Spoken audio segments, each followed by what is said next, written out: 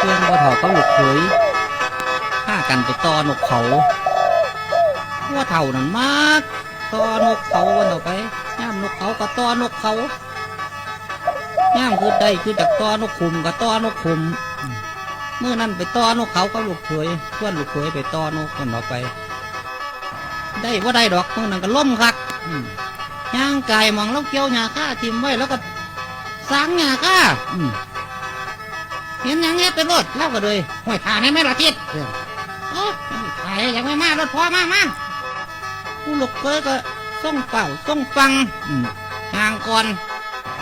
ผู้พ่อเฒ่าก็สร้างหญ้าข้าแล้วก็ว่างมัดต้องมัดนี่ละห้วยลูกเคยไหมไปก่อนไว้แต่ว่าหมอนี่ข้าวเดียวแล้วก็นั่งลูกเคยไปย่างออกนาลิบๆคุณแล้วไปฮอดมองคุณแล้วมองเราสิเป็นตอนกเขาละมันเป็นต้นไม้เด้งเนาะนี่ละต้นนี่ละทิศกันพอมากปีกไก่ดิกันตกกกนี่ละห้ามันดิทำบาดเบิดเลยต่างว่ามาควร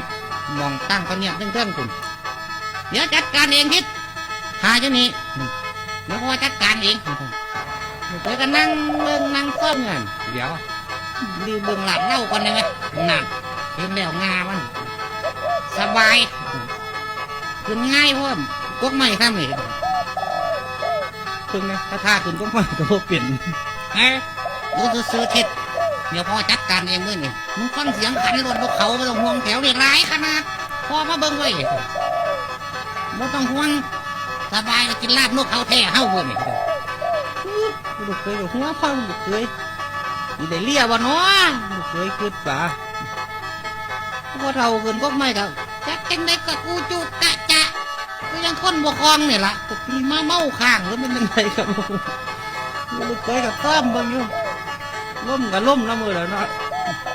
กองดาขึ้นแท่นที่ติดใจขึ้นคล้องแค่คล้องไว้กับเบิ้งเป็นซ่องบ่คือจังไหนดอกไอ้ปาเนียดขึ้นตกตายได้บ่กันลูกเคยว่าเหงื่อหาว่ารักนี่นั่งขึ้นไปแล้วมันก็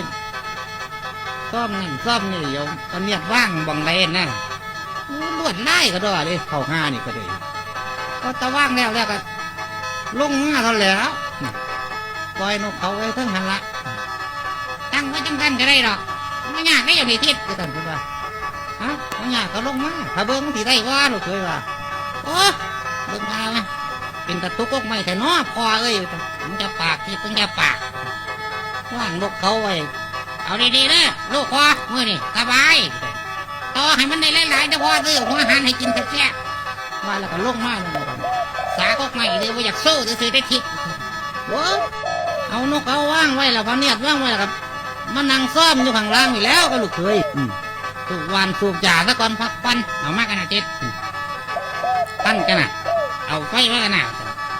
เดี๋ยวกันแน่ท่านกันแน่ลูกเคยวะโดนเตอแล้วนกเขามันกับเขาต้นเดียวกันก็ว่าเนาะเสียงขันบ่านี่สันนันทีบมันก็เล่งกันแล้วว่ะสบายไม่ทีบ่าเนี่ยหรืออย่าสูงไว้แล้วพอเบิ่งกันมันมากไล่ใดมันตกน้ำบ่อใจห้อนนะพ่อเฒ่าพาจะลงจนจ้อนลูกไว้เหลียวเห็นมันก็ขันเหี่ยวแล้วบ่าไม่เงี้ยหำก้นกันนะเด้ไม่เงี้ยก็ไปต่อเสียกมันยังไม่หลายไว้พ่อเฒ่าว่ะหามันหนีกันแต่แค่ดูเคยไม่เงี้ยก็เงี้ยอยู่หันแหละโอ้ยถ้ามาหลายอะติดต่อเสียงไงเงี้ยจังได้ก็ว่าบวกขึ้นมากเคยขั้นเขียวแล้วบาดเนี่ยเบิ้งบาดเนี่ยเฮ้ยจูดมุกมั่มคนกันนะท่านดีกอกยาเต้งแล้วตาปลดไล่ท่านเฮ้ยทิศเฮ้ยกินนี่แตนนะครับที่นี่ทิศแตนยังมาท่านแตนล่ามครอบแล้วพ่อว่าเนี่ยท่านโอ้ยท่านนี่มึงนี่มึงยังมาเด้อยังมาท่านกวาดตัวตอดไปว่าตอดมุกมั่มกูห้ามเลยบาดเนี่ยท่านนี่ทิศหาหังเอาใครกันมาฆ่าเร็วมันว่าเศร้าดิตั้งย้อนตั้งแง่ตั้งกันโอ้เดี๋ยวเราเก็บมันเหลื่อนบนระบบว่าไทยมันบังให้พ่อได้ไปยังเก็บท่านถูกไหมว่าเอามาก็ได้พ่อท่านบังให้พ่อก็ได้ท่านโอ้ยถูกไม่ขาดเลยหามือเอ้ยเบิ่งอีกเนี่ยพ่อท่านบ่ไปหาหังมันเอาลูกมันมาฆ่าสั่นว่าเศร้าแล้วท่าน ไปเจ็บพะเนียดรถบาดนี่ท่าน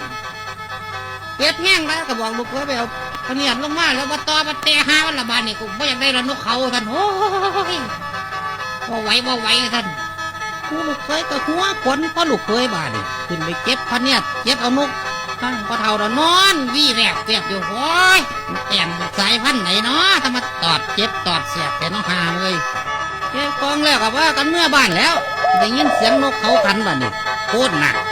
มึงก็ต้องมาขันย่อยๆกูหรอกกันปากเนี่ยคิดจบ